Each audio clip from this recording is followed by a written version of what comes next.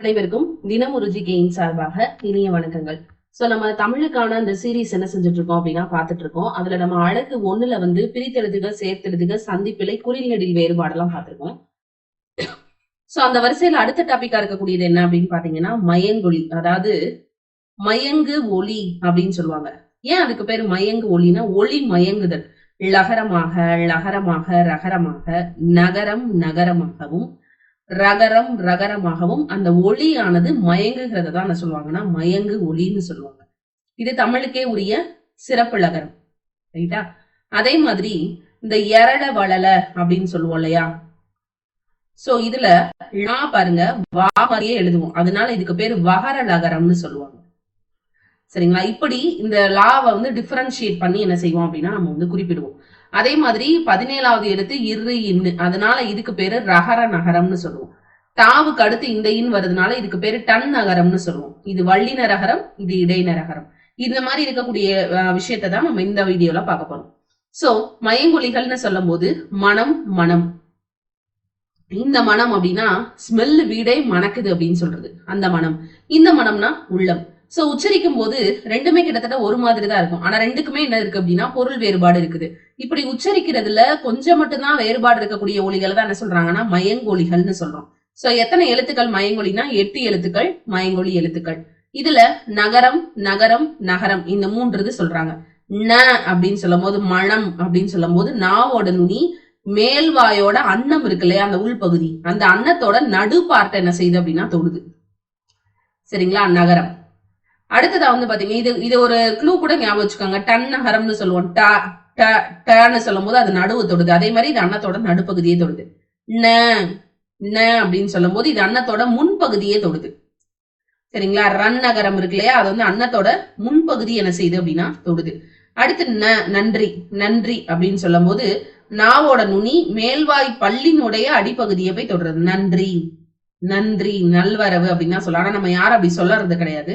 நன்றி அப்படின்னா சொல்லணும். நன்றி அப்படின்னு சொல்லும் போது அது வந்து நகரம், அது வந்து மேல்வாய்ப்பல்லோட அடிப்பகுதியை தொடுது.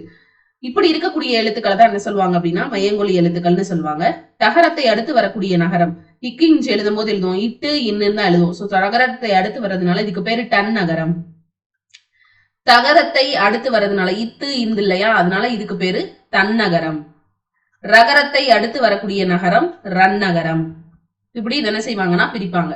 இப்ப இந்த மாதிரியான நகரம் வர வேண்டிய இடத்துல இந்த நகரம் எழுதப்படுதுன்னா அதோட பொருள் வந்து மாறுபடும். வானம் அப்படின்னா வெடி, இந்த வானம் அப்படின்னா ஆகாயம். சோ வானத்துல வான வேடிக்கை நடைபெறுகிறது அப்படிங்கறது என்ன செய்யுது அப்படின்னா குறிக்குது. வானம்னா வெடி, வானம்னா ஆகாயம். அப்ப வானத்துல வான வேடிக்கை. பனி பனி, பனிக்காலத்தில் பனி செய்தான் அப்படின்னு சொல்றது.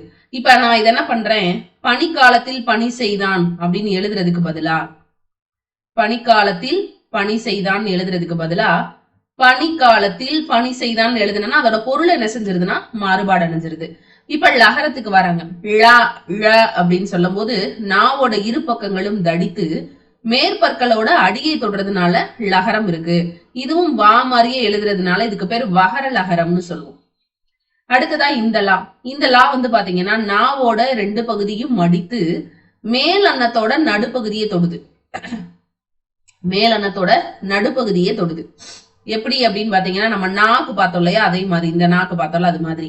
சோ அதே மாதிரி இந்த ழா இருக்கு இல்லையா, இந்த ழா வந்து என்ன சொல்றோம் அப்படின்னா பொது லகரம்னு சொல்றோம். சரிங்களா? அதே மாதிரி இது ந மாதிரி எழுதுறதுனால இதுக்கு பேர் நகர லகரம் அப்படின்னு ஒரு பேர் இருக்கு. அடுத்ததா இந்த ழா வந்து மேல் நோக்கி வளைந்து வருடுறதுனால லகரம். சோ வந்து இது தமிழுக்கே சிறப்பானது அப்படின்றதுனால இதுக்கு பேர் மகர லகரம், இன்னொன்னு சிறப்பு லகரம் அப்படின்னு சொல்லுவோம். இப்ப விலை விலை விலை, இந்த விலைனா பொருளோட மதிப்பு, இந்த விலைனா விளைச்சல் அல்லது உண்டாக்குதல், இந்த விலைனா விருப்பம். இலை அப்படின்னா செடியோட இலை, இந்த இலைனா மெலிஞ்சு போயிருக்காங்க அப்படின்னு சொல்றது, இந்த இலைனா நூல் இலை. அடுத்து ரகரம் நகரம் அப்படின்னு சொல்றது. ரகரம், இந்த ரகரம் வந்து இடையின ரகரம். சரிங்களா? இது நாவோட மேல் அன்னத்தின் முதல் பகுதியை தொடுறதுனால கிடைக்கக்கூடியது. இந்த ரா வந்து வள்ளின ரகரம், கசட தபர வள்ளின ரகரம். இது நாவோட நுனி மேல் அன்னத்தோட மைய பகுதியை உரசுறதுனால கிடைக்கக்கூடியது அப்படின்னு சொல்றாங்க. அடுத்ததா ஏரி ஏரி, ஏரினா நீர்நிலை, ஏரினா மேல ஏரி, கூரைனா வீட்டோட கூரை, இந்த கூரைனா புடவை. சரிங்களா? சோ இததான் இங்க கொடுத்திருக்காங்க. சிரம் அப்படின்றது கரம் சிரம் புறம் நீட்டாதுன்னு பஸ்ல சொல்லியிருப்பாங்க பேருந்துகள்ல. சோ அப்ப இது இந்த தலை. இந்த தலைனா கட்டுறது. இலைக்கு வேற பெயர் என்ன சொல்லுவோம்? இலையா தலையா? தலை. வண்டி இழுப்பது காளை. இந்த காளைன்றது காலை பொழுதை குறிக்கக்கூடியது. கடலுக்கு வேற பெயர் என்னது அப்படின்னா பறவை. இந்த பறவைனா அது பறவைகளை குறிக்கக்கூடியது. சரிங்களா? பறவை வானில் பறந்தது. கதவை மெல்ல திறந்தான். பூ மனம் வீசும். புலியின் கண் சிவந்து காணப்படும். குழந்தைகள் பந்து விளையாடினர். அதே மாதிரி வீட்டு வாசலில் கோலம் போட்டனர். இப்படி எல்லாம் இருக்கக்கூடிய பிள்ளைகளை திருத்தி எழுதணும். இப்ப பாருங்க, என் வீட்டு தோட்டத்தில் மலர்கள் மனம் வீசின. என் கிடையாது, என். வீட்டு தோட்டத்தில் மலர்கள் மனம் வீசின. சரிங்களா? கரெக்டா பன்மையில இருக்க கல் அப்படின்னு சொல்லும் போது நிறைய பூக்கள், அதனால பன்மை விகுதி வீசின. தேர் திருவிழாவிற்கு சென்றனர். வாழை பழம் உடலுக்கு மிகவும் நல்லது அப்படின்னு சொல்றது. சோ அதே மாதிரி இருக்கக்கூடிய அந்த நகர நகர வேறுபாடுகள் உச்சரிக்கிறதுல சில இடங்கள்ல மட்டும்தான் டிஃபரன்ஷியேட் இருக்கும். கிட்டத்தட்ட ஏறத்தாழ ஒரே மாதிரியாக ஒழிக்கக்கூடிய எழுத்துக்கள். இது கேட்கிறப்ப கன்ஃபியூஷனை ஏற்படுத்தினாலும் ஒவ்வொன்றும் வேற வேற பொருளை கொண்டவை அப்படின்னு சொல்லி தமிழ்ல இந்த 8 மயங்கொலி எழுத்துக்களை கொடுத்திருக்கிறாங்க. இப்ப இந்த இது ஒவ்வொன்றுக்கும் எடுத்துக்காட்டு பாருங்க. எதெல்லாம் வந்து அன்னத்தோட முதல்ல வருது, இடையில வருது, கடையில வருதுன்னு கொடுத்திருப்பாங்க. சரிங்களா? இப்ப பாருங்க, அதாவது அன்னம்ன்றதை விட 8 எழுத்துக்கள்ல எந்த எழுத்துக்கள்லாம் மொழிக்கு முதல்ல வரும், எதெல்லாம் மொழிக்கு இடையில வரும், எதெல்லாம் இறுதியில வரும். இப்ப நன்றி, நாடகம், நன்றி, நட்பு, இதெல்லாம் வந்து மொழிக்கு முதல்ல வரும். இதே இந்த நகரமும் வந்து பாத்தீங்கன்னா மொழிக்கு இடையிலையும் இறுதியிலையும் வரும். கன்று, கன்று, கண், அவன். சரிங்களா? அடுத்ததை எடுத்துக்கிட்டீங்கன்னா ரகரம். ரகரம் எதுவுமே என்ன செய்யாது அப்படின்னா மொழிக்கு முன்னாடி வராது. எங்கதான் வரும் அப்படின்னா இடையிலையும் இறுதியிலையும் மட்டும்தான் என்ன செய்யும் அப்படின்னா. அடுத்ததா லகரம். லகரம், லகரம், லகரம். இதுவும் மொழிக்கு முதல்ல வராது. இதுவும் எங்க இருக்கும்? இடையில வரும், இறுதியில வரும். சரிங்களா? இது ரொம்ப முக்கியமான ஒரு ஸ்டேட்மெண்ட். சோ இதே நம்ம ஸ்கூல் புக்ல பார்த்த கண்டென்ட் தான் இங்க மறுபடியும் கொடுத்திருக்கிறாங்க. இப்ப இங்க நமக்கு முக்கியமானது சமச்சீர் பாட புத்தகங்கள்ல இருந்து எடுத்திருக்கக்கூடிய விஷயத்தை தான் என்ன செஞ்சிருக்காங்கன்னா இங்க கொடுத்திருக்காங்க. அணை அப்படின்னு என்ன அர்த்தம்னா, அதாவது அணை அப்படின்னு சொன்னா நமக்கு தெரியும் அன்னை அப்படின்னு எழுதுவோம் இல்லையா? அன்னை என்பதன் இடைக்குறை விகாரம்னு சொல்லலாம். இது அன்னை, தாய், ஈன்றவள், எல்லாரும், அனைவரும்னு சொல்லுவோம்ல, அதை குறிக்கிறது அணை. அத்தனை, ஒரு வகை மீன். அண்மைன்ற சுட்டு பொருள், அன்னை போன்றவள், அண்மையில் உள்ளது, இது எல்லாமே அணை. இந்த அணைனா டேம், அணைக்கட்டு, அணைச்சுக்கிறது, தழுவுறது. மடை, அணையை திறந்து விடுங்க அப்படின்னு சொல்றது மடை. நிலத்தினுடைய வரம்பு, நிலத்தை வந்து அணைக்கட்டு அப்படின்னு சொல்லுவாங்க இல்லையா? அணையை வச்சு பாத்தி கட்டி இந்த நிலத்தை பிரிக்கிறது. அப்புறம் ஆற்றுக்கரை, படுக்கை, மெத்தை, துணையாக இருக்கிறது, கட்டுதல், நெருங்குதல், தடுத்தல், பற்றுக்கோடு, விலங்குகளை கட்டி வைக்கக்கூடிய இடம் அப்படின்னு சொல்றாங்க. சேர்தல், பாதுகாப்பு சுவர். அன்னம், அன்னம். இந்த அன்னம் அப்படின்னு என்ன அர்த்தம்னா, அன்னம் அப்படின்றது ஒரு சமைத்த சோறு அல்லது உணவு. ஒரு வகையான நீர் பறவையை கூட சொல்லலாம். அன்னப்பறவை வந்து பாலும் குறுகின் திரிந்துன்னு சொல்லி ஒரு ஸ்டேட்மெண்ட் இருக்கும், அன்னப்பறவை. அடுத்து ஒரு வகை மரம். வாயினுடைய மேல் பகுதி பிரம்மன் ஏறக்கூடிய ஊர்தி. ஒரு வகை மரம்ங்கிறது ரொம்ப முக்கியம். இந்த அன்னம் அப்படின்றது பாருங்களேன், வாயோட மேல் பகுதி, அதாவது உள்நாக்கு இருக்கக்கூடிய எக்ஸாக்டான பிளேஸ். இலக்கணத்தில் ஒலிகள் பிறக்கும் இடமாக கருதப்படுறதும் இந்த நகரம் தான். அடுத்தது அரண். அரண், இந்த அரண் அப்படின்னா சிவன், கடவுள், முழு முதற் கடவுள், இதெல்லாம் சொல்றது. இந்த அரண்னா பாதுகாப்பு, கோட்டை, மதில், வேலி, அரண், அதெல்லாம் குறிக்கிறது. அடுத்தது ஆணை. ஆணை, ஆணைனா யானையை குறிக்கிறது. களிற்று விலங்கு, வேளம்னா யானை, ஒரு வகை மரம். எப்படி இங்க ஒரு மரம் இருந்தது, அணைக்கு ஒரு வகை மரம் இருந்துச்சு, அன்னம்க்கு பார்த்தோம் தெரியுமா ஒரு வகை மரம்னு. அதே மாதிரி பாருங்க ஆணைக்கும் என்னது அப்படின்னா ஒரு வகை மரம். சோ இந்த மாதிரி இருக்கிறதுல எக்ஸாக்டா ஒன்னா எடுத்து எழுதுங்க. களிறு, வேளம்க்கு பார்த்தோம் இல்லையா, இங்க பார்த்தோம் வேளம் அப்படின்னு சொல்லி. அதே மாதிரி களிறு. கைமா, உம்பல். ஆணைனா என்னது அப்படின்னா கட்டளை, உறுதிமொழி. சரிங்களா? சாசனம், தீர்ப்பு, ஏவல், விதித்தல், இது எல்லாமே ஆணை. இதே மாதிரிதான் ஒவ்வொன்னும் கொடுத்திருப்பாங்க. இன், இன். இந்த இன்லாம் இனிமை. இன் அப்படின்றது 5ஆம் வேற்றுமை உருபு. இல்ல அல்லது இன் அப்படின்னு சொல்றது 5ஆம் வேற்றுமை உருபு. சாரியாகவும் இடம்பெறும். இனிய, இனிப்பு சுவை, இன்பம், அந்த மாதிரி பொருளை தரும். இன் அப்படின்னு என்ன அர்த்தம்னா ஒரு நெருக்கமா இருக்கிறது. இணக்கம்னு சொல்லுவாங்க இல்லையா, அதுக்கு இருக்கக்கூடியது. ஒரு வகையான ஒளி, வலிமை, செறிவு, திண்மை, நெருக்கமான பிணைப்பு. ஊன் அப்படின்னு சொன்னா அது ஒரு இறைச்சி, தசை, உடல், பிணம், தசை பகுதி இதெல்லாத்தையும் குறிக்கக்கூடியது. இந்த ஊன்னா உணவு, உண்றது, சாப்பாடு, போஜனம், அப்புறம் இரையாக கொள்றது, இதெல்லாமே சொல்றது. அடுத்ததா எண். இந்த எண் அப்படின்னா என்னோட அப்படின்னு அர்த்தம். சரிங்களா? அப்புறம் எண் அப்படின்றது ஒரு வினா சொல், தன்மை, ஒருமை பெயர், அதெல்லாம் குறிக்கக்கூடியது. இந்த எண் அப்படின்றது என்னன்னா எண்ணிக்கையை குறிக்கிறது. இலக்கம், நினைக்கிறது, ஆராய்றது, மதிக்க தகுந்தது, ஜாதகம், அறிவு, திட்டம், நோக்கம், இதெல்லாம் குறிக்கிறது இந்த எண். அடுத்ததா ஏனை. ஏனை அப்படின்னா அர்த்தம்னா ஏனைய அப்படின்னு சொல்லுவாங்க. மத்ததெல்லாம், இதை தவிர வேற இருக்கும்ல அதை சொல்றது. அன்றி, ஒரு வகையான அசைச்சொல். இந்த ஏனைனா தொட்டில், தூளி, ஒரு வகை அளவு, குழந்தையை தூங்க வைக்கக்கூடிய படுக்கை, பிணைப்பு, இதெல்லாம் சொல்றது. அடுத்ததா கணை சொல்றாங்க. கணை அப்படின்னு சொல்லும் போது இதோட உயிரெழுத்து சீரீஸ் முடிஞ்சிருச்சு. இங்க மெய்யெழுத்து சீரீஸ் என்ன செய்யுது அப்படின்னா ஆரம்பிக்குது.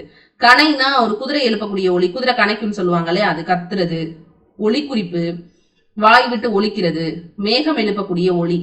இந்த கணைனா கனவுறாங்கன்னா அம்பு, திரண்ட ஒரு வடிவம், வில்லிலிருந்து ஈயப்படும் படைக்கலம், அதெல்லாம் சொல்றது. கனி, இந்த கனினா பழம், இனிமை, உலோகம் தோன்றக்கூடிய இடம், சுரங்கம், கனிவு, மென்மை, இதெல்லாம் சொல்றது. இந்த கனினா என்ன அர்த்தம்னா கணக்கிடுறது, கணிக்கிறது, ஜோசியம் பாக்குறது, கணிப்பொறி, இதெல்லாம் சொல்றது. கணம் அப்படின்னா இந்த கணம் அப்படின்னா பாரம், மதிப்பு, பெருமை, கூட்டம், அதெல்லாம் சொல்றது. மேகம், அதெல்லாம். இந்த கணம்னா கூட்டம், கணம் அப்படின்னா கூட்டம், ஒரு வினாடியோட மிகச்சிறிய ஒரு பகுதி, பூதகணம் அப்படிலாம் சொல்றது. கண்ணம், இந்த கண்ணம் அப்படின்னா என்னன்னா முகத்தோட ஒரு பகுதி, தாடைக்கும் காதுக்கும் இடைப்பட்ட ஒரு பகுதியை தான் கண்ணம்னு சொல்லுவோம். திருட்டுக்காக ஒரு சுவரை துளைக்கிறது, அதெல்லாம் சொல்றது. இந்த கண்ணம்னு என்ன அர்த்தம்? கண்ணி, கண்ணுதல், அந்த மாதிரி சொல்றது. இந்த கண்ணினா இளம் பெண், ஒரு மனமாகாத பெண், ஒரு நட்சத்திரம், ஒரு மாலை, அந்த மாதிரிலாம் சொல்றது. குமரி, அழிவற்றவள் அப்படிலாம் சொல்றது. இந்த கண்ணின்னு என்ன அர்த்தம்னா பூமாலை, தலையில் அணியும் மாலை அப்படின்னு சொல்றது. கயிறு, கண்ணிமை, அதெல்லாம் சொல்றது. அடுத்ததா பாத்தீங்கன்னா கான். இந்த காணுக்கும் நிறைய வித்தியாசம் இருக்கு. இந்த கான்னா கானகம், காடு, சோலை, புறவு, தில்லம், பொறை, இதெல்லாமே காட்டை கொடுக்கக்கூடியது. ஆரணி, அதெல்லாம் சொல்லுவோம் இல்லையா, நமக்கு 7th புக்ல இருக்கும்னு நினைக்கிறேன். கான் அப்படின்றது கண்டறிகிறது, பார்க்கிறது, ஆராய்தல், உணர்தல், நோக்குதல், அறிவுறுத்துதல், உயிர்த்துணர்தல், அதெல்லாம் குறிக்கிறது. சன்னம். அடுத்ததா பாத்தீங்கன்னா சினை அப்படின்னு சொல்லுவாங்க. இந்த சினைன்னு அர்த்தம்னா கருப்பை, அது. அப்புறம் மரத்தோட ஒரு கிளை, உறுப்பு அப்படின்னு சொல்றது. அரும்பு, மலர், கரு, ஒரு வகையான இலக்கண உறுப்பு, அதெல்லாம் சொல்றது. இந்த சினை அப்படின்னு அர்த்தம்னா சினம் அப்படின்னு சொல்றது. இப்ப நல்லா கவனிங்க, நம்ம சினம் அப்படின்னு இந்த சினத்தை தான் சொல்லுவோம். ஆனா இங்க இந்த சினைக்கு என்ன கொடுத்திருக்காங்கன்னா சினம்னு கொடுத்திருக்காங்க. இந்த சினை என்ன சொல்றாங்க? சினை பெயர், ஒரு உறுப்பினுடைய பெயர்னு சொல்றாங்க. அப்ப கோபம், வருத்தம், ஒரு வகையான மரம், முனிதல், கோபம்ங்கிறதுக்கே இந்த சினம் தான் நம்ம சொல்லுவோம். ஆனா அந்த சினத்தை சினை குறிக்குதுன்னா இந்த சினை குறிக்குது. இது ரொம்ப முக்கியமான ஒரு வேறுபாடு. அடுத்ததா சுனை அப்படின்னு சொல்றாங்க. இந்த சுனை அப்படின்னு அர்த்தம்னா மழை, நீர்நிலை, அதாவது மலையிலிருந்து விறக்கக்கூடிய ஒரு நீர்நிலையை தான் மழை நீர் அப்படின்னு சொல்லுவாங்க இல்லையா. அது மாதிரி இயற்கை ஊற்று, அருவி, நீர் சுனை, அதெல்லாம் சொல்றது. இந்த சுனை அப்படின்னா கூர்மையா இருக்கிறது, ஒரு வகையான முள், செடிகளுக்கு மேல இருக்கக்கூடிய ஒரு அறுப்பு தன்மை, அதை குறிக்கக்கூடியதாக இருக்கும். சொன அப்படின்றது ஒரு சொனையா இருக்கு அப்படின்னா ஒரு மாதிரி சுறுசுறுன்னு இருக்குன்னு அர்த்தம். சொரசரப்பு, கூர்மையான உறுப்பு, அதெல்லாம் சொல்றது. தனி அப்படின்னு சொல்றது அது ஒரு தனித்தன்மையானதுக்கு ஒப்புமையே கிடையாது, அதுக்கு ஒருமை, தனிமை, அந்த மாதிரிலாம் சொல்றது. அப்புறம் ஒப்பற்ற, அந்த மாதிரிலாம் சொல்றது. இந்த தனி அப்படின்றது என்னன்னா தனித்தல், குறைதல் அப்படின்னு சொல்றது. ஆறி போதல், அப்புறம் தாழ்வு, விலகுதல், அதெல்லாம் சொல்றது. அடுத்து தன்.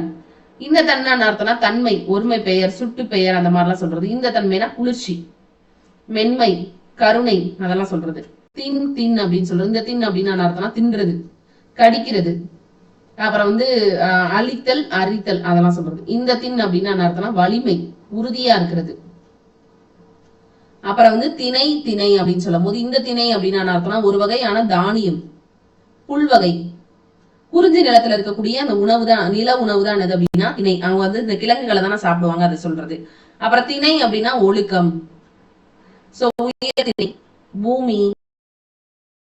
இங்க பாத்தீங்கன்னா திணை அப்படின்னு கொடுத்திருக்காங்க. இந்த திணை அப்படின்றது எதை குறிக்குன்னா ஒழுக்கம், நிலம், உயர்திணை, அக்ரிணை அப்படின்னு சொல்லக்கூடிய அந்த பாகுபாடு பூமியையும் என்ன செய்யுது அப்படின்னா குறிக்குது.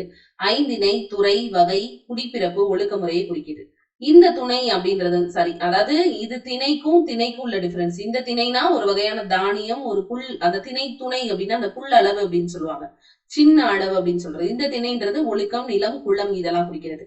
அடுத்து துணை துணை நகரம் நகரம் வித்தியாசம் பார்த்துக்காங்க. இந்த துணை அப்படின்னு சொல்லும் போது வந்து பாத்தீங்கன்னா வேகம், அப்புறம் வந்து விரைவு, துரிதம், முந்துதல், நடுக்கம், விரைந்து செல்லுதல் அதெல்லாம் குறிக்கும். இந்த துணைனா உதவி, இரட்டை, ஒரு அளவு, பற்றுக்கோடு, வாழ்க்கை துணை இதெல்லாத்தையும் குறிக்கக்கூடியதான் இந்த துணை. அடுத்து நனை அப்படின்னா என்ன அர்த்தம் அப்படின்னா ஈரமாக்குறது, நனைக்கிறது. அரும்பு, தேனு, பூந்துகள், கல்லு இதெல்லாம் குறிக்கிறது. மொட்டு மலரக்கூடிய நிலையை தான் என்ன சொல்லுவாங்கன்னா நனைன்னு சொல்லுவாங்க. இந்த நனை அப்படின்னா அர்த்தம் பிணைக்கிறது, கட்டுறது, ஒரு வகையான மரம் அதெல்லாம் சொல்றது. அடுத்துதான் நினை அப்படின்னு சொல்றது. இந்த நினைனா நினைக்கிறது, நினைச்சுக்கிறது, எண்ணுறது, கருதுறது, தியானிக்கிறது, கற்பனை பண்றது அதெல்லாம் சொல்றது. இந்த நினைனா கொழுப்பு, அந்த நினைன்னு சொல்லுவாங்கல்ல, கொழுப்பு, தசைப்பகுதி, உடலோட தாது, அந்த இறைச்சியோட கொழுப்பு பகுதி அதெல்லாம் குறிக்கக்கூடியது. சோ பனின்னு சொல்லும் போது பனி வந்து குளிர்ச்சி, உறைபனி, நடுக்கம் உடுறது, மேகம் இதெல்லாம் சொல்றது. இந்த பனினா வேலை, தொண்டு, கும்பிடுறது, ஏவல், அதிகாரம் இதெல்லாம் குறிக்கிறது. அதே மாதிரி பாருங்க மேகம்ங்கிறதையும் அந்த பனி குறிக்கும். நல்லா கவனிக்கணும். இந்த பனியையும் மேகத்தை குறிச்சிருக்கு பாருங்க. இந்த பனியும் என்ன செய்யுது, மேகத்தை குறிச்சிருக்கு. சோ அது ரொம்ப முக்கியமானது. கும்பிடுறது அப்படின்றது வந்து பணிவு, அதை குறிக்கக்கூடியது. இந்த பனி கண்ணீர்னு ஒரு விஷயத்த குறிக்குது. நடுக்கம், அச்சம் அதெல்லாம் பத்தி பேசுது. சரிங்களா? இங்க கடமை, கட்டளையை பத்தி பேசுறது இந்த பனி. அடுத்து பான் அப்படின்னு சொல்றது. இந்த பான் அப்படின்றது என்னன்னா ஒரு தன்மையா இருக்கிறது, பாந்தோமா பேசுறதுன்னு சொல்லுவாங்கல்ல, இயல்பா ஒரு வகையான உணர்வோட அந்த மாதிரி சொல்றது. இந்த பான் அப்படின்றது வந்து பண் அப்படின்னு சொல்லுவோம் இல்லையா, அதனுடைய ஒரு நெடில் வடிவம். சோ அதோட இசை, பாணர்கள் பாடக்கூடிய பாட்டு, கீர்த்தனைகள் இதெல்லாத்தையும் குறிக்கிறது. அடுத்ததா புனை அப்படின்னு சொல்லும் போது இந்த புனை அப்படின்னா புனைவு அப்படின்னு சொல்லுவாங்க, ஃபிக்ஷன் சொல்லுவாங்க இல்லையா, அலங்கரிக்கிறது, ஒப்பனை பண்ணிக்கிறது, அப்புறம் வந்து மெருகூட்டுறது, கவிதை புனைறது இதெல்லாமே. இந்த புனைனா தெப்பம், மிதவை, அந்த ஏதோ ஒண்ணு மிதக்கிறதுக்கு பயன்படுறது, ஒரு வகையான நீர்ச்செடி, வாழ்க்கை புனை, மிதக்கும் கருவி. அதுக்கப்புறம் மனைன்னு சொல்றது. இந்த மனைனா ஒரு வீட்டோட நிலம், வீடு அல்லது நிலம், ஒரு வகையான இசைக்கருவி, அப்புறம் மனையறம், இல்வாழ்க்கைலாம். இந்த மனைனா உட்காரக்கூடிய மரப்பலகை, மனை எடுத்துட்டு வா அப்படின்னு சொல்லுவாங்க உட்கார்றதுக்குன்ட்டு, அந்த மனை. அப்புறம் ஆசனம், திருமண மேடை, ஒரு வகை அளவு அதெல்லாம் சொல்றது. அடுத்துதான் மனம்னு சொல்லுவாங்க. 2 நகரம் இருக்கும் இல்லையா. சோ மனம் அப்படின்னு சொல்றது வந்து பாத்தீங்கன்னா உள்ளம். மனம்னா உள்ளம், நெஞ்சம், அறிவு, ஆசை, அந்தகரணம், 4க்குள்ள 1, உணர்வு நிலை அதெல்லாம் சொல்றது. இந்த மனம் அப்படின்னா வாசனை, நறுமணம், திருமணம், சிறப்பு, பெருமை அதெல்லாம் குறிக்கக்கூடியது. இந்த மான் மாண்பு, பெருமை, மேன்மை அதை குறிக்கக்கூடியது. அப்புறம் வந்து பாத்தீங்கன்னா ஒரு வகையான மரம் அப்படின்றதையும் குறிக்கும். சரிங்களா? அதுக்கப்புறம் இந்த மான் அப்படின்னா மாண்பு. நல்லா கவனிக்கணும். இந்த மாண்புக்கும் மாண்பு, இந்த மாண்புக்கும் மாண்பு வருது பாருங்க. மேன்மை, பெருமை அதெல்லாம் கிடைக்குது. சோ அதே மாதிரி அழகு, சிறந்த பண்பு, மாட்சிமை, ஒழுக்கம், குணநலம், விழுப்பம் இதெல்லாம் சொல்றது இந்த மாண்பு. அப்புறம் முனை அப்படின்னு சொல்லுவாங்க. கூர்முனை அப்படின்னு சொல்லுவாங்க இல்லையா, அது கூர்மையான நுனிப்பகுதியை குறிக்கிறது. போர்க்களம். சரிங்களா? அதுக்கப்புறம் வந்து ஆசை அதெல்லாம் சொல்றது. இந்த முனைனா வெறுக்கிறது, முனிவு அப்படின்னு சொல்லுவாங்க இல்லையா, அந்த முனிவு. ஆனா முனிவுன்னு நம்ம இதைதான் சொல்லுவோம். ஆனா இங்கே சொல்லியிருக்காங்க பாருங்க, கோபத்துக்கு வரக்கூடிய முனிவு இங்க வந்திருக்குது. அதுக்கப்புறமா வந்து பாத்தீங்கன்னா வெறுப்புறுதல், கோபம், வருத்தம், சினம் அதெல்லாம். அடுத்து வன் அதை சொல்லுவாங்க. இந்த 3 சுழி நகரம் இல்லையா, அந்த வன், இது 2ஐயும் குறிக்கக்கூடியது. இந்த வன்மைன்னா என்னதுன்னா கொடுமை அப்படின்னு சொல்லுவோம், வலிமை அப்படின்னு சொல்லுவோம், உறுதியான, கடினமான, வேகமான அதெல்லாம் சொல்றது. இந்த வன்மைனா வள்ளல் தன்மை, கொடை, அழகு, மென்மை அதெல்லாம் சொல்றது. இது வானம். இந்த வானம்னா ஆகாயம், விண்ணு, மலை, தெய்வம் இதெல்லாம் சொல்றது. இந்த வானம்னா வானத்துல நடைபெறக்கூடிய வான வேடிக்கை, அம்பு விடுறது, தீப்பொறி, ஒளிப்பிலம்பு அதெல்லாம் சொல்றது. அடுத்து வினை. இந்த வினைனா செயல், பாவம், இலக்கண வினை சொல், காரியம் அதெல்லாம் சொல்றது. இந்த வினைனா அதாவது வீணைன்னு சொல்லுவோம் இல்லையா, யாழோட இசைக்கருவி மாதிரி, அது மாதிரி இங்க சொல்லியிருக்காங்க. சோ யாழோட நரம்பு கட்டு அப்படின்னு சொல்றாங்க.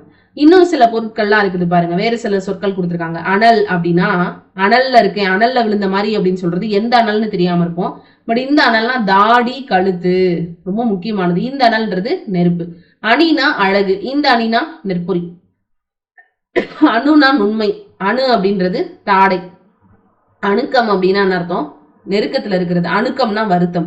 அணைனா படுக்கை, இந்த அணைனா அன்னை அல்லது மீன் அந்த மாதிரி சொல்றது. அணைய அப்படின்னா சேர, இந்த அணையனா அத்தகைய, அண்மைனா அருகில், இந்த அண்மைனா தீமை அல்ல அப்படின்னு சொல்றது. அங்கன்னா அவ்விடம், இந்த அங்கன்னா மகன், அன்னம்னா மேல்வாய், இந்த அன்னம்னா சோறு அப்படின்றத குறிக்கிறது. அடுத்து அண்ணன் அப்படின்னா தமையன், இந்த அண்ணன்னா அத்தகையவன், அவன் அப்படின்னா அவ்வாறு, அவன்னா அந்த ஆண்மகன் செய்மை சுட்ட குறிக்கக்கூடியது. அரண்னா மதில் கோட்டை, அரண்னா சிவன். ஆணகம் அப்படின்னா சுரை, இந்த ஆணகம்னா தந்தூபி. ஆணம் அப்படின்னா பற்றுக்கோடு, இந்த ஆணம்னா தெப்பம் கல். அதே மாதிரி ஆணி அணி பாருங்க, இந்த ஆணி வந்து எழுத்தாணி, இந்த ஆணினா தமிழ் மாதங்கள்ல ஒண்ணு. ஆணேறு அப்படின்னா ஆண்மகன், இந்த ஆணேருனா காளை. ஆண்னா ஆடவன், இந்த ஆண்னா பசு. ஆணானும் பசுதான், அதனால ஞாபகம் வச்சுக்கணும். ஆணைனா கட்டளை ஆட்சி, ஆணைனா யானையை குறிக்கிறது. இணை அப்படின்னா இரட்டை, இந்த இணைனா இணை அந்த அதாவது இதுதான் அப்படின்னு சொல்லக்கூடிய அந்த வருத்தம். இணைத்துனா சேர்க்கிறது, இந்த இணைத்துனா இத்தன்மை அது. இது ரெண்டுக்கும் ரொம்ப முக்கியம், இது ரொம்ப முக்கியமான வார்த்தையும் கூட. இவன் அப்படின்னா இவ்வாறு, இவன்னா ஆடவன். ஈனவள் அப்படின்னா ஈன்றவள், ஈனவள்னா இழிந்தவள். உன் உண்பாயாக, உன் உன்னுடைய. உண்ணல் உண்ணுதல், உண்ணல்னா நினைத்தல். உண்ணி அப்படின்னு அர்த்தம்னா ஒரு வகையான பூச்சி, இந்த உண்ணினா குதிரை. ஊன்னா உணவு, ஊன்னா மாமிசம். என்ன அப்படின்னா நினைக்க, என்னன்னா என்ன அப்படின்னு கேக்குறது, ஒரு வினாச்சொல். எண்ணல் அப்படின்னா எண்ணுதல், எண்ணல் அப்படின்னா என் அப்படின்னு சொல்றது அப்படின்னு அர்த்தம். என்குனா கரடி, என்குனா என்று சொல்றதல் அப்படின்னு அர்த்தம். ஏன் அப்படின்னா வலிமை, ஏன் வகை வினை சொல். ஏனைனா தொட்டில், இது ரொம்ப முக்கியம். ஏனைனா மற்றது. ஐவனம் அப்படின்னா ஐந்து வண்ணம், ஐவனம்னா மலைநல். ஓணம்னா பண்டிகை, ஓணம்னா எழுத்து சாரியை. கணம்னா கூட்டம், கணம்னா பாரம் வலு அதை சொல்றது. மனம்னா நறுமணம், மனம்னா உள்ளம். மனை உட்காரும் பலகை, மனை வீடு. மான் பெருமை, மான் புள்ளிமான். மாண்பு பெருமை மேன்மேலா இதுக்கும் வரும். முன்னாள் அப்படின்னா 3 நாள், இது ரொம்ப முக்கியமான வார்த்தை. இந்த நாள் முன்னாள்னா முந்தைய நாள். சோ முன்னாள் படை வீரர்னா முன்னாடி முந்தைய நாள்ல படை வீரரா இருந்தவர். இந்த முன்னாள்னா 3 நாள் அப்படின்னு அர்த்தம். திணைனா ஒழுக்கம், திணைனா தானியம். தேநீர் தேயிலை நீர், இந்த தேநீர்னா தேன் மாதிரி இனிக்கக்கூடிய நீர், இதுவும் ரொம்ப முக்கியமான வார்த்தை. பேணுதல் காப்பாற்றுதல், பேன் தலையில இருக்கக்கூடிய பேன். என்ன நினைக்க, என்ன கேள்வி கேட்கிறது. கணைனா அம்பு, கணைனா குதிரை கணைக்கிறது. கான் பார், கான் காடு. தனி அப்படின்னா தனித்தல் அடங்குதல், இந்த தனினா தனித்திருத்தல். துணினா சீலை, துணி அப்படின்னா என்ன அர்த்தம்னா கோபம். கிண்ணம்னா சின்ன பாத்திரம், கிண்ணம்னா துன்பம். அடுத்ததா பாத்தீங்கன்னா கண்ணன் அப்படின்னு சொல்றது கிருஷ்ணன், இந்த கண்ணன்னா கர்ணன். திண்மைனா வலிமை, திண்மைனா தீமை. வன்மைனா வள்ளல் தன்மை, வன்மைனா வலிமை. நாணம்னா கயிறு, நான்னா தன்னை குறிக்கிறது. அதே மாதிரிதான் பாத்தீங்கன்னா நிறைய வேறுபாடுகள் இருக்கு. அன்னம்னா மேல்வாய், அன்னம்னா பறவை. ஆணைனா கட்டளை, ஆணைனா யானை. உன் அப்படின்னா சாப்பாடு, உன்னா உன்னுடைய. கான் அப்படின்னா பாக்குறது, கான் காடு. தன்மைனா குளிர்ந்த, தன்மைனா இயல்பு. நான் அப்படின்னா கயிறு, நான்னா யான் அப்படின்னு அர்த்தம். பனி அப்படின்னா வேலை, இந்த பனினா குளிர்ச்சியை குறிக்கக்கூடியது. மனம்னா நறுமணம், இந்த மனம்னா உள்ளம். முன்னாள் 3 நாள், இந்த முன்னாள் முந்தைய நாள். எந்நாள் எந்த நாள், சரிங்களா, எனது நாள் அப்படின்னு சொல்றது. நன்னூல் நமது நூல், நன்னூல்னா நல்ல நூல். அந்நாள் அந்த நாள், அந்நாள்னா அப்பெண். அப்ப எந்நாள் அப்படின்னா எந்த நாள், சோ எந்நாள்னா எனது நாள் அப்படின்னு சொல்றது. தேநீர்னா குடிக்கிற தேநீர், இது வந்து தேன் கலந்த நீர் அப்படின்றத சொல்றது. சோ இந்த மாதிரிதான் நிறைய வேறுபாடுகள் இருக்கு. இது வந்து நம்ம ஏற்கனவே வந்து புக்ல பார்த்த ஒரு இதுதான். இதுல ப்ரீவியஸ் இயர் கொஸ்டின் எப்படி கேட்டிருக்காங்கன்னு பார்க்கலாம். ஒளி மற்றும் பொருள் வேறுபாடு அடைந்து இந்த நகர நகர சொற்களை கேட்டிருக்காங்க. சோ ஆணி ஆணி, இந்த ஆணினா என்னது எழுத்தாணி, இந்த ஆணினா மாதம். Option A. இரும்பாணின்னு போட்டக்கூடாது, எழுத்தாணி, சரிங்களா. அடுத்ததா ஆணி வந்து பனை ஓலையில எழுதுறதுக்கு பயன்படுத்தப்படக்கூடிய ஒரு கூர்மையான கருவி. ஆணின்றது தமிழ் மாதங்கள்ல 4வது மாதம். வானம் வானம், வானத்துல வான வேடிக்கை. சோ அது ரொம்ப முக்கியம், எது வானம்னு. சோ 3வது பாருங்க, ஒளி மற்றும் பொருள் வேறுபாடு அறிந்து பிழையற்ற தொடரை தேர்க அப்படின்னு கொடுத்திருக்காங்க. என்ன கொடுத்திருக்காங்க அப்படின்னு பாருங்க. கண்ணன் திருமண வீட்டுக்கு சென்று மன மகிழ்ச்சியுடன் மணமக்களை வாழ்த்தினார். இது பாருங்க, கண்ணன் திருமண வீட்டுக்கு சென்று மன மகிழ்ச்சியுடன் மணமக்களை வாழ்த்தினார் அப்படின்னு கொடுத்திருக்காங்க. இதுல எது தப்பானது? சில நேரங்கள் என்ன பண்ணுவாங்கன்னா திருமணம் அப்படின்னு இப்படி கொடுத்திருப்பாங்க. சோ ஒண்ணு போல தெரியும். மன மகிழ்வு, இந்த மனம்ன்றது என்னது, நறுமணத்தை குறிக்கக்கூடியது. நமக்கு தேவை என்னது, உள்ளம். அப்ப இந்த மனம் வராது, இந்த மனம் வரணும். சோ ஆப்ஷன் ஏ தப்பு.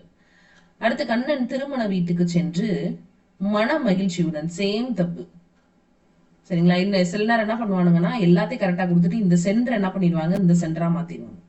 அதுலயே நம்ம கவனமா இருக்கணும். கண்ணன் திருமண வீட்டுக்கு சென்று, எல்லா நகரம் கரெக்டா இருக்கான்னு பாருங்க. கண்ணன் திருமண வீட்டுக்கு சென்று மன மகிழ்ச்சியுடன் மணமக்களை வாழ்த்தினான். சில நேரம் என்ன பண்ணுவான், அந்த அப்படின்னா இப்படி கொடுத்துருவான். ஒண்ணு போல இருக்கும், கண்டுபிடிக்கவே முடியாது. நல்லா ரிப்பீட்டடா நல்லா கொஸ்டினை செக் பண்ணுங்க. இப்ப இதுல ஏதாவது தப்பு இருக்கான்னு பாருங்க. கண்ணன் திருமண வீட்டுக்கு மன மகிழ்ச்சியுடன் மணமக்களை, இந்த மனம்னா உள்ளம், நமக்கு இந்த மணமக்கள். அப்ப ஆப்ஷன் சி தான் கரெக்ட். அடுத்து மொழி வேறுபாடு மற்றும் பொருள் வேறுபாடு. ராமன் டேஷ் எய்தான். ராமன் எய்தது வந்து அம்பு. அப்ப கணைனா அம்பு அப்படிங்கிறது நமக்கு தெரியணும். வில்லை கொண்டு அம்பை எய்தான் அப்படின்னு சொல்றது. இந்த கணைனா குதிரை கணைக்கிறது. அடுத்து ஒளி வேறுபாடு. திணை திணை. இந்த திணைனா ஒழுக்கம், இந்த திணைனா தானியம். சரிங்களா? சோ அதாவது இலக்கணத்துல உயர் திணை அக்ரிணைன்ற நிலமைப்புல அது 5 திணையா பிரிப்பாங்க. இந்த திணைன்றது என்னன்னா தானியம். அடுத்ததா பனி. இந்த சில நேரங்கள் என்ன பண்ணுவாங்கன்னா, பனி காலத்தில் பணி செய்தேன்னு சொல்லுவாங்க.